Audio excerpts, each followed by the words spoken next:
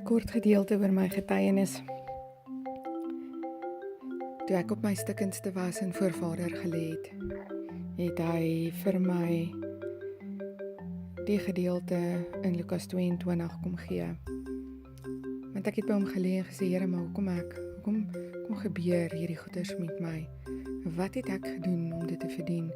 En Vader het vir my so duidelik gevra, hoekom nie jy nie? Daar's 'n rede daar agter hoekom jy hierdeur gaan, maar jy het nodig om dit te verstaan.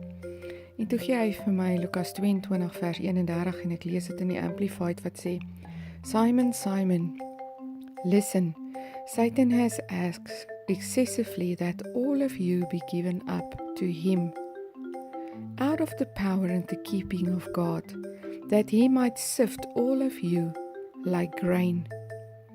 But I have prayed especially for you, Peter, that your own faith may not fail, and when you yourself have turned again, strengthen and establish your brethren. Wat vir my so amazing was van dit was, toe vat Vader my ook na Job toe, en min of meer dieselfde het met Job gebeur. En die Satan het in die troonkamer gaan, of in die judging room gaan staan, en hy kom vra of hy vir Job kan sif, of hy Job kan gooi van 'n kant af. En soveel keer is ons as Christene net op daai plek wat ons dink, maar ons is untouchable en ons is nie. En toe Vader vir my gesê het om hierdie gedeelte spesifiek te gaan navors, toe het ek sulke amazing goed geleer, wat ek graag met jou wil kom deel. Die eerste ding wat belangrik is om te weet, is wat beteken dit om soos koring gesif te word? Die proses van koringsifting was as volg gewees. Daar was altyd op 'n hoogte 'n dorsvloer gebou gewees. En koring, voordat dit op die dorsvloer kan land, is daar 'n klomp goed wat met dit gebeur. Die koringkorrel moet in die grond land en dit moet doodgaan, sodat dit kan groei. Wanneer dit daar in die koue in die grond is, moet daar water kom, en wanneer die water daar is, begin daai koringkorrel dit opneem en uitswel, en dan moet dit oopbars, sodat die nuwe lewe kan deurgroei. Daai nuwe lewe, daai koring wat moet begin groei, moet deur daai harde grond druk, om uit te kom en in die sonlig te kom, om te kan groei. En dan vat dit 'n tydperk om te groei. En éventueel, dan het ons hierdie pragtige koringare, en hulle lyk so mooi, en hulle word so geel, en dit lyk fantasties. En dan kom hulle met hulle sekels deur, en hulle word afgesny. En om afgesny te word, is nie lekker nie, dit is seer. Dan gaan die persoon wat dit geoes het, en hulle vat dit na die dorsvloer, en hulle gooi dit op die dorsvloer neer. En dan is daar gewoonlik 'n donkie of 'n esel, hoe jy ook al daarna kyk, of daar is 'n os, wat al in die ronde oor hierdie koring loop. En daar's 'n rede hoekom hulle dit doen. Hulle loop oor die koring, want die koringkorrels moet losgebreek word van die stamme af. Die stamme word dan verwyder, maar die stamme word nie weggegooi nie. Die stamme word fyner gekerf. En dit is dan strooi wat hulle weer gebruik het, wat hulle gemeng het saam met die klei om stene te maak en dan later weer huise daarvan te bou. So niks was weggegooi gewees nie. Maar dan is hierdie koringkorrels is nou losgebreek, maar die koringkorrel bestaan uit 2 gedeeltes uit.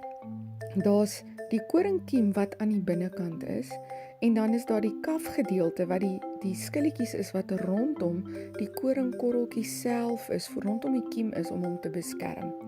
Die amazing ding is, as jy daai koringkorrel vat, terwyl hy nog kaf aan hom het, en jy sit hom in die grond, dan vrot hy. Hy kan nie groei nie. Die kaf moet eers van hom af verwyder word, voordat hy weer sal kan groei. En hier's die moral of the story wat Vader vir my kom wys het. Almal van ons het hierdie amazing koringkiem korrels binne in ons. Vader weet wat hy binne in ons gesit het. Hy weet dat daar amazing abilities is wat hy wil gebruik sodat ons kan vorentoe beweeg. Dat ons vir hom kan werk, dat ons vir hom goed kan doen, dat ons in verhouding met hom kan staan, dat ons sy naam kan verheerlik en groot maak en ander mense na hom toe kan neem. Maar ons kan dit nie doen solank as wat daar 'n klomp kaf rondom ons is nie. En hierdie kaf moet afkom.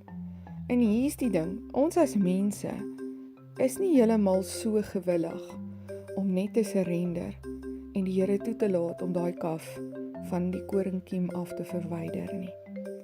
En daarom laat Vader toe dat ons deur moeilike goed gaan. En net soos wat hy hierso vir Petrus gesê het, en dit was kort voordat Petrus vir Jesus verraai het hy vir Petrus gesê, Satan has asked to sift you excessively. Met ander woorde, Satan wil hom gesif het. Hoekom wil Satan hom sif? Want jy sien, Satan kyk na my en jou, en Satan glo vas.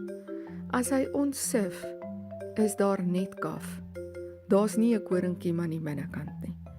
Hy glo dat daar niks aan die binnekant is wat Vader kan gebruik tot sy eer nie. En as hy ons sif, is daar net daai kaf wat daar is. Maar hier's die ding, terwyl die koring op die dorsvloer is, sal die boer dan tussenin kom en hulle dan so amper soos 'n graaf wat hulle het, en dan vat hulle die koring en dan skiet hulle dit so in die lug op, en dan kom die wind en die wind waai die kaf wat dan nou los deeltjies begin raak, waai die wind die kaf weg, en die vyand dink dat hy ons sommer net so gaan wegwaai, dat daar niks van ons gaan oorbly nie. Maar omdat die koringkiem swaarder is, val dit dan weer terug op die dorsvloer. En so hou hulle aan met die proses, totdat net die koringkieme op die dorsvloer bly lê. En dan gaan ons deur die volgende prosesse. Nou word dit bymekaar gemaak. En dit gaan meele toe. Nou word dit gemaal. Om gemaal te word is weer eens 'n proses waardeur ons gaan. Dis nie lekker om daardeur te gaan nie. Maar jy sien, die Here kan niks doen terwyl die koringkiem nog in die kaf is nie. Dit moet loskom. Dan eers kan hy dit gebruik. Dan eers kan dit gemaal word. Dit kan nie met die koring, die kaf wat om die koringkorrel is, gemaal word nie. Want dis nie lekker nie en dis nie eetbaar regtig nie. Dis hard. Nou kan die koringkiem word nou gemaal. As dit klaar gemaal is dit meel. As dit meel is, word dit gemeng met 'n klomp goed. En dan word dit geknie. Om gemeng en geknie te word is weer 'n proses waardeur ons baie keer gaan. En dan word jy so eenkant gesit, jy word laat staan om uitgerys te raak. En net as dit lekker uitgerys is, dan kom die boervrou en sy begin weer knie. En want sy moet nou seker maak dat hierdie hele broodmengsel reg is. En dan word dit weer so 'n rukkie gelos om weer bietjie uit te rys. En wat gebeur? Dan land jy in 'n vuurwarm oond. En glo vir my, om in 'n warm oond te wees is nie lekker nie.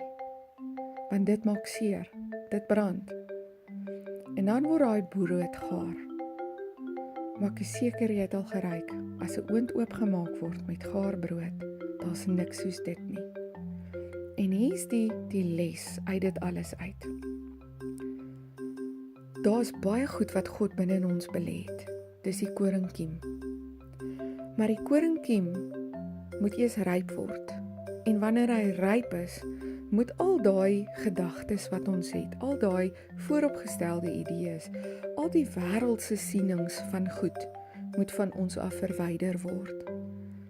En die vyand dink dat ons niks werd is nie. Maar God weet dat hy moet by die koringkiem uitkom. En omdat ons nie willing is om dit net te surrender aan die Here nie, om hom toe te laat, om daarby uit te kom nie, laat die Vader baie keer toe dat ons gesif word. En hy sê vir die vyand, dis reg, ek kan maar sif, maar ek weet wat daar binne is. Ek weet wat ek in hierdie persoon gesit het. En ek wil hê dat al daai kaf moet ontslaa raak. sodat ek by dit kan uitkom wat ek gemaak het binne haar of hom. En die amazing ding is, Vader wil by daai koringkorreltjies uitkom, sodat hy twee goed met ons kan doen. Of ons word weer geplant, sodat ons kan vermeerder, sodat hy ons nog meer kan gebruik daar buite, wat weer daai proses van doodgaan is van vooraf. Vir elkeen van ons. Of ons kan brood word. En hier's die ding, as ek nie deur moeilike goed gegaan het in my lewe nie, dan verstaan ek nie hoe dit werk nie. Maar wanneer ek deur moeilike goed gegaan het, weet jy wat, dan het ek brood geword. Dan kom ek uit daai oond uit. En wat is dit anders om iemand te versterk, as om vir hulle die kos te gee? En dis nie die kos van, ek is nou brood nie, maar my lewe, my getuienis. Dit waardeur ek gegaan het, dit het die brood geword, waarmee ek iemand anders kan versterk. En kyk mooi wat het Jesus vir Petrus gesê. Hy het vir hom gesê, Petrus, jy gaan my verraai. Hy het nie soveel woorde vir hom gesê, maar hy het gesê, ek weet jy gaan deur moeilike goed gaan. Die Satan het gevra om jou te sif, ek gaan hom toelaat om dit te doen. Jy gaan my verraai, en op die ou einde van die dag, gaan jy van my al wegdraai. Hy sê, maar weet jy wat, selfs ter wanneer jy van my wegdraai, bid ek vir jou. En wanneer jy terugdraai na my toe, wanneer jy daardeur is, wanneer jy uitgevind het wie jy is, wanneer jy brood geword het, wanneer jy die getuienis ontvang het, gaan ek gaan versterk jou broers en susters rondom jou. En Nadia, dis die boodskap wat die Here vir my gegee het hier uit. Ek dink almal van ons gaan deur verskillende tye en seisoene in ons lewens, waar ons in verskillende fases van koring is. Of ons nou net geplant is en of ons amper ryp staan op die land, of ons op die dorsvloer is en gesif word, en of ons gemaal word of in die oond is. Daar's verskillende goed in ons lewens, verskillende seisoene, wat die hele tyd aan die gang is. En wanneer ons daardeur is, het ons 'n getuienis. En wanneer ons 'n getuienis het, moet ons gaan en ander mense daarmee versterk. Want dit is wat die Here wil hê ons moet doen. Ek hoop dat daar ook 'n klein boodskap in dit vir jou is en dat maak nie saak wat se proses jy op hierdie stadium in jou lewe is, in die verskillende areas van jou lewe nie, dat elkeen van hulle op die punt sal kom waar hulle brood geword het en wat jy ook ander mense kan versterk en vir hulle iets mee kan gee. Nie omdat dit jy is nie, maar omdat Jesus Christus vir jou gebid het, omdat hy jou daardeur gevat het, omdat hy jou gehelp het om brood te word en iets vir die wêreld te kan beteken en iets vir sy kinders te kan beteken. Be blessed.